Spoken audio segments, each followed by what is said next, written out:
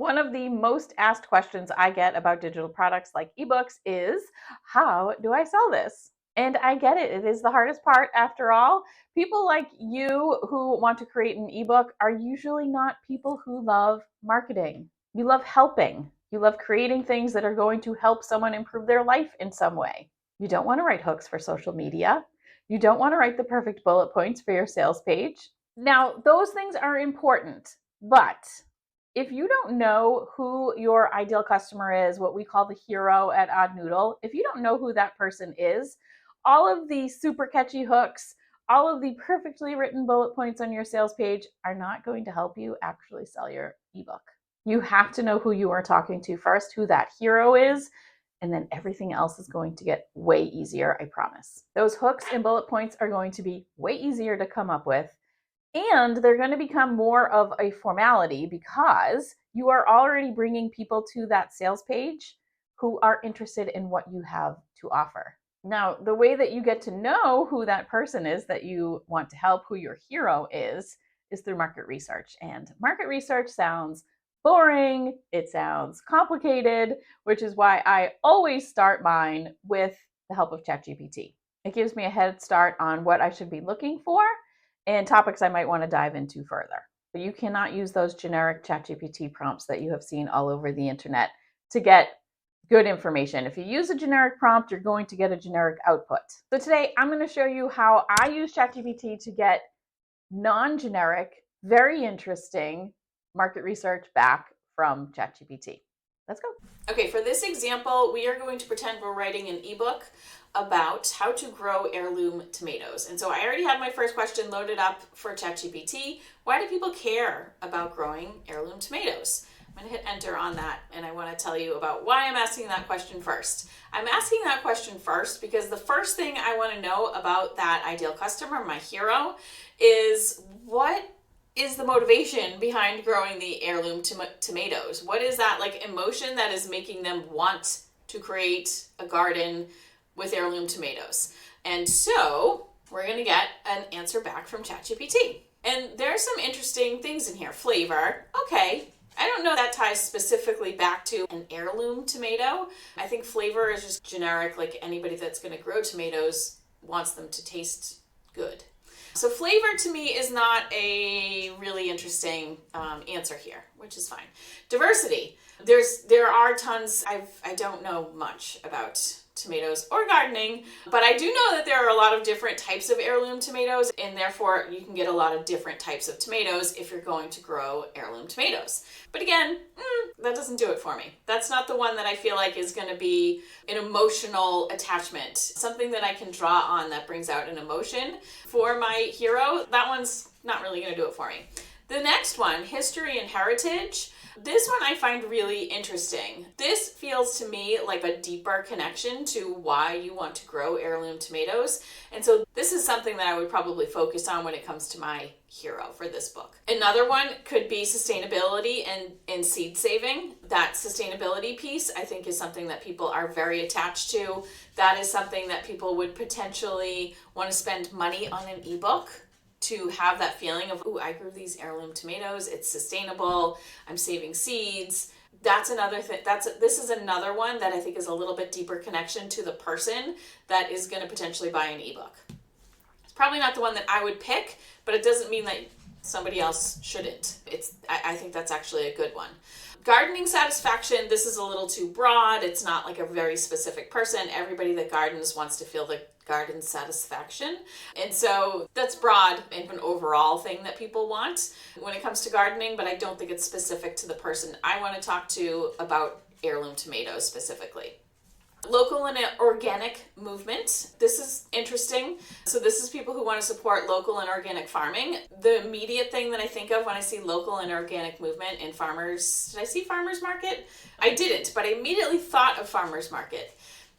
And the important thing about that is there an audience of people who want to grow heirloom tomatoes to sell them at farmers markets. That becomes a whole different thing and has a lot of other possibilities and is another potential type of audience that would work really well for this topic of heirloom tomatoes. Health benefits, a minor ancillary reason for people to want to grow heirloom tomatoes, in my opinion. I don't think that's specifically what I would focus on for my ebook. After these 7 reasons that people care about growing heirloom tomatoes, you're going to see something down here. Devil's advocate, are heirloom tomatoes worth the hype? And then ChatGPT is giving me questions. This is separate from this conversation. These are part of my custom instructions for ChatGPT. If you want a separate video on how to write custom instructions that will make your ChatGPT experience way better, let me know in the comments and I will do another video on that. But we can ignore this part for now. From these reasons that people care about growing heirloom tomatoes, the one that's most interesting to me right now is history and heritage. Obviously, like sustainability and seed saving could be another great topic. Local and organic movement, tying that into selling your heirloom tomatoes at farmers markets, I think is a fantastic idea as well, but it's going to lead us down the path of basically how to make money. And I want to skip that for this exercise. So we're going to go with this reason that people will grow heirloom tomatoes, history and heritage. So I just want to read a little bit of what ChatGPT has said. They come with fascinating stories and histories. Many have been passed down through generations, sometimes within the same family or community. Growing these tomatoes can be a way to connect with the past and preserve agricultural biodiversity. For some, it's about maintaining a living link to their heritage and traditions. If you didn't get a little bit of goosebumps as I was reading that, then this is probably not the topic you want to pick. But I did. When I read this, I can feel that connection that people have to this idea of growing something in their garden that has been potentially passed down for generations and generations. Heirloom is over 50 years old, is how it's defined. So I can feel that emotion that somebody might feel, like a connection to their past, to their ancestry, really, when they're growing these tomatoes. And that is an indication to me that this is like a powerful kind of connection or emotion that people have with heirloom tomatoes. So that is the one that I'm going to pick for the rest of this exercise. We're going to focus in on that specifically. And that's going to bring us to our next question, which is, if a person wants to grow heirloom tomatoes because they have cultural and historical significance, but they are running into roadblock, which brings us to our next question, which is going to be, if a person wants to grow heirloom tomatoes because they have ties to their history and heritage, but they're running into roadblocks, how does that person feel? I'm still focusing in on trying to find the emotion behind these things, and from that emotion, I'm going to be looking for the language and the words that people are using to express the problems that they're having in the garden, not being able to grow their heirloom tomatoes. Let's see what we've got here. Frustration, obviously. Disappointment, okay. Determination. So these are obviously negatives, and now we have a positive. I like this idea of determination, of perseverance. I feel like that really ties well back to wanting to have that historical and heritage connection through the garden. I like that. Loss of connection. So feeling like my grandmother made these, my mom grew these tomatoes, my grandmother grew these tomatoes, my great-grandmother grew these tomatoes, why can't I grow these tomatoes? And just feeling that like loss of connection over the course of history, really. Inadequacy, I don't know about that, but okay. Curiosity and learning. This is interesting, but it's also very broad. Like this curiosity and learning, also inadequacy, is going to connect with anybody that wants to grow pretty much anything in their garden. So not super specific to what we want to focus on with this ebook and this audience, but definitely something that works too.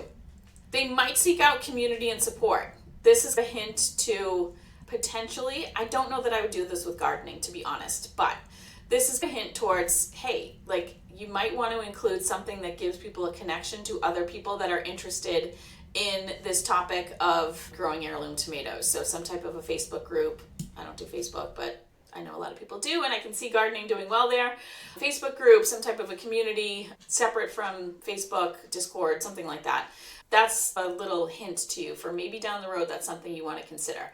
I don't honestly know that I would do that with gardening. I'm just going to put that out there. But it's a possibility. I guess I could see a Facebook group around it.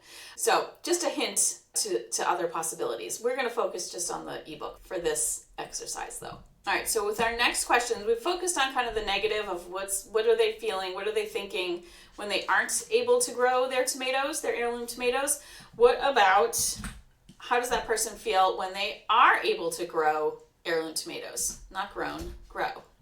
But ChatGPT is going to know what I mean even with that typo. So pride, we talk a lot at Odd Noodle about the 10 improvements. Pride is not specifically one of the 10 improvements, but gaining praise is a 10 improvement, and the 10 improvements are the things that people are willing to spend money on. Pride / gain praise. Oh my gosh, your tomatoes are amazing. And being able to say, oh, I grew them myself, and here's the story of them and all of that. Definitely something people are willing to spend money on. Again, that feeling of connection. This is also loosely tied, not really even loosely, this is tied back to another one of those 10 improvements with more love, really. Feeling that connection to your family over the generations, that's pretty special. Joy is fantastic, and I'm sure they're going to feel joy, but joy is a little too generic. It's happiness. Yes, they're going to feel joy and excitement, but it's not something that's going to very specifically connect with the people that you are trying to connect with. Those people that want to grow heirloom tomatoes because of the historical and cultural significance they might have for them. Fulfillment, yeah, sure. Empowerment, that's an interesting one. I feel like that kind of goes back to pride, but also empowerment is that feeling of, I did this. Like, I accomplished this thing, I set a goal, and I did it. I overcame the roadblocks that were in front of me with the help of an ebook, and I have these amazing tomatoes to show for it. Gratitude, wonderful. Excitement and anticipation. This one's interesting because this kind of gives you, tomatoes take a long time to grow, but this is something that people can focus on while those tomatoes are growing. Just that excitement and anticipation. I can see that in social media posts. Nostalgia. You sit down, you cut that tomato open, and you've got generations behind you that have done the exact same thing. That's definitely something that in my social media or a blog post or something that I would focus on, because that is going to bring about a feeling. That is going to bring about an emotion. It's going to make people feel a connection to you and to this topic that you are creating your content about, writing your ebook about, all of that. So far, we have feelings that people are feeling. These are the things that are going to make people connect with you when you start talking about them on social media. When you write an email to your audience about the connection that you feel because you're growing from the same seeds that your great-grandmother grew from, that's something that's going to make people feel closer to you. That's something that is they're going to feel like, not everybody, but that right person, your hero, is going to feel like, she gets me. That's exactly how I feel about heirloom tomatoes. She understands, she's in my head. The she's in my head types of emails are the ones that you want to be writing. That is what forms trust between you and that person. It's what makes them see you as their guide. It's what's going to make them want to buy from you specifically. So we've got the emotions and the feelings that we want to hit on when we're doing any type of content on social media, blog posts, emails, all of that stuff. These are the things that you want to be putting into those emails. What we haven't done yet is figured out what are the questions these people have. Let's do that next. What are the top questions people have about how to grow heirloom tomatoes? Now, this is going to be fairly generic information, but that's okay, because this is like one of those generic questions that I talked about. If we start with a generic question, we aren't going to get this stuff out of it. The connection that they're going to feel, the pride they're going to feel, the curiosity, the loss of connection. Those things don't come out in these generic questions. That's why I never start with them. But it is important to know what you're going to answer for them in your ebook and in your content. You can do a social media post about steps for saving the seeds from your tomatoes. People would be interested to see that. How do you transplant? Like, these are the value-driven posts that you can create. So it's important to know these things, but these questions are not what is going to make your audience want to learn from you specifically. This stuff up here is, okay? But we've got 15 questions now that we can go back to, and I can ask for 10, I can ask for 20, I can ask ChatGPT for 1,000, and it would probably give it to me. So pretty much unlimited topics to talk about.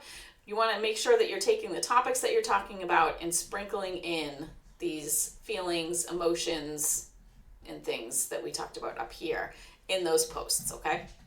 So here's your topics for your content. We know the emotions we're going to talk about. And the last thing I'm going to have ChatGPT do for us is, I'm going to ask it, knowing all of this, can you write an outline for an ebook for me that is specifically for people who want to grow heirloom tomatoes because of their cultural and historical significance? And we're going to see what ChatGPT gives us. This is in real time. I literally just hit enter on this.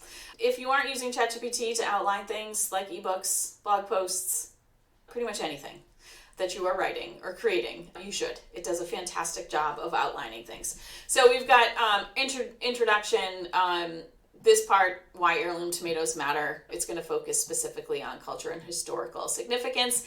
And you can take this and ask it to expand on that. This specifically, the unique flavors, diversity, and stories behind heirloom varieties, I think is extremely interesting. The stories specifically. If you haven't used ChatGPT recently, I'm using ChatGPT 4.0, which is the newest version. And I don't know if this came with that or if it came previous, but you can reply to a specific point in ChatGPT's answer. And I'm going to do that with this because this is important. We're going to reply to this specifically, and I'm going to ask it to, can you give me examples of stories behind heirloom varieties? That caught my attention immediately because if you don't know, stories are extremely important. They're a very good way of connecting with your audience. People like to read stories. It's stories. People love them. So we're going to see what ChatGPT says about that, but I'm going to look quickly through the rest of this outline while it's giving us the answer to that question. So what are heirloom tomatoes? One of the most important things you can do when you are working with ChatGPT is know when you don't need something it gave you and when you do. We probably don't need too much detail on this. What are heirloom tomatoes? If someone is buying a book about how to grow heirloom tomatoes, they probably already know what they are. A little bit, but doesn't need to be a big focus of the first chapter. The history, wonderful. Choosing the right varieties, wonderful. Great place to start. Starting your garden, okay? Definitely, this is what people are coming for. Like, they want to grow the heirloom tomatoes because of all those things we already talked about. Your book is going to show them how to do that specifically. So we've got planting the garden, soil and planting, caring for the tomatoes, dealing with pests and diseases, harvesting and enjoying your tomatoes, saving seeds for future generations. This is super important, obviously, because we're talking to people who want to grow heirloom tomatoes because they have some type of cultural, generational significance to them. So this is going to be a big part of this book because we want to not just have them handed up from the past, but we want to hand them down to the future as well. So that's great. Stories from the garden, personal stories and anecdotes. I don't think we need this in the book, to be honest. This is something that you would talk about, social media, blog posts, emails. I don't think you need that in the book too much. Community and resources. That's interesting. So if this is, again, going back to that, when they aren't feeling good or they are feeling great, like whatever feeling they're having, they have a place to share that in a community. And that can be your own, or you could be sending them out to like communities that you love. Conclusion, reflecting on your journey. I don't know if we need that. Now, one of the things that I love about ChatGPT is this, where they get to appendix. The glossary of terms is a great little bonus to add when it comes to an ebook. I don't know how important it is for heirloom tomatoes because, again, I don't know anything about this topic, but something to think about. A resource list would be great. I would love if they also had added in here like some type of gardening journal, but this appendix section is always going to be a place where you start to get more ideas. So good. All right, let's see how it did with our last question. Can you give me examples of stories behind heirloom varieties? And it's done that with a lot of different tomatoes. This is so fascinating. These are things that you can, this is not necessarily something I would put in my book, but it is something that I would talk about in content, social media. Talk about different varieties of heirloom tomatoes, but to be able to tell the story behind that tomato, I think is really what's going to pull this specific audience into your content. Here's an Amish country tomato. Here's a Cherokee Native American tomato story. Green zebra has its own specific story. The mortgage lifter tomato. That's interesting. Like, these are things that if this is what you're interested in, growing heirloom tomatoes because of a historical significance, generational significance, you're going to be interested in stories like this. So these are the things that you can get from ChatGPT very quickly. We've been in this for 20 minutes and we've got a lot of things we can talk about when it comes to heirloom tomatoes. We have a lot of information about our hero, our ideal customer, that with a generic prompt in ChatGPT, like the one about the problems that we looked at, you wouldn't get all of this information if you don't prompt ChatGPT in a way that it's going to make it easy for it to give it to you. That is how I start my market research with ChatGPT when it comes to figuring out who my specific audience is going to be. I know my topic, but I don't know who that specific audience is. This is where I start. It helps me nail down who that person is, what they're interested in, what their motivation is, what are the emotions behind wanting to learn this thing, so that I can start mixing that into my content and know that I am attracting those people who are going to be very interested specifically in the ebook that I'm creating. So try that and see how you do, and let me know in the comments how it went.